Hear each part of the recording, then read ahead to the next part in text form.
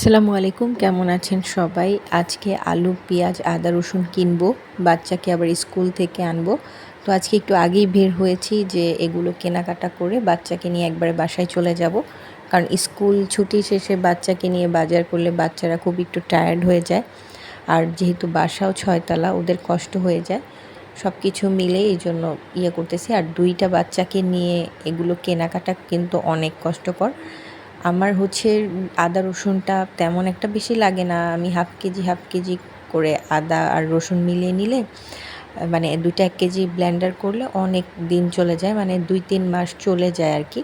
মাংস তো বাচ্চারা খুব পছন্দ করে, মুরগি, গরুর যেটাই খাই না কেন। আর হচ্ছে এইবারে আমার বট খাওয়া হবে না, কারণ হচ্ছে কোরবানি দেয়া হয়নি শ্বশুরবাড়িতে, কিন্তু আশেপাশে যত আত্মীয়স্বজন ছিল সবাই কোরবানির মাংস দিয়ে দিয়েছে। তো সেগুলোই আর কি রান্নাবান্না করে খাবো। তো আর যখন নিজেরা কোরবানি দিই তখন তো গরুর বট থাকে, সেটা আমার কাছে খুবই মজা লাগে। আর এমনি আমি সচরাচর বট কিনে খাই না। বাচ্চাকে স্কুল থেকে নিলাম, ওরা বেলপুরি খেলো। ওরা আবার বলতেছিল বেলপুরি খাবে। আগে তো ছোট ছোট বেলপুরি থাকতো, এখন হচ্ছে অনেক বড় পিস থাকে, একটাই ১০ টাকা। এখান থেকে এই ভাইয়ার থেকে টমেটো নিলাম, তারপর ভালো আম পেলাম, এটাও নিলাম।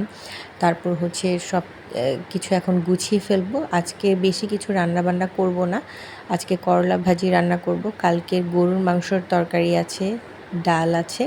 ছোট বাচ্চাদের একটু ডালের সাথে সব তরকারি মেখে দিলে বাচ্চাটা ভাত খেতে পারে আর কি। ডাল প্রতিদিনই রান্না করা হয়, আমার হাজবেন্ডেরও খুব পছন্দ ডাল।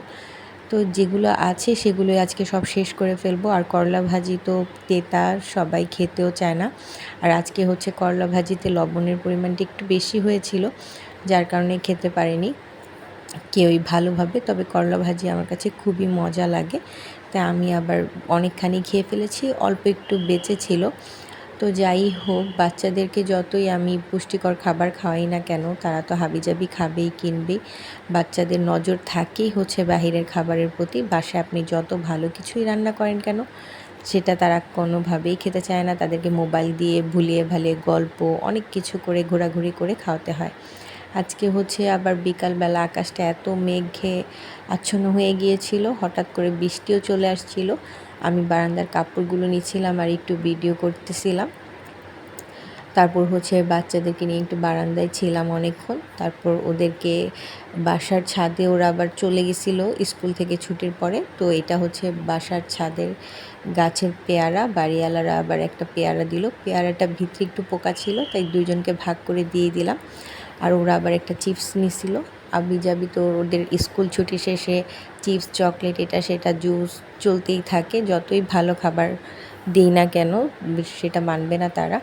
তো এই তো ওদেরকে এগুলো দিলাম। সবাই ভালো থাকবেন, আল্লাহ হাফেজ।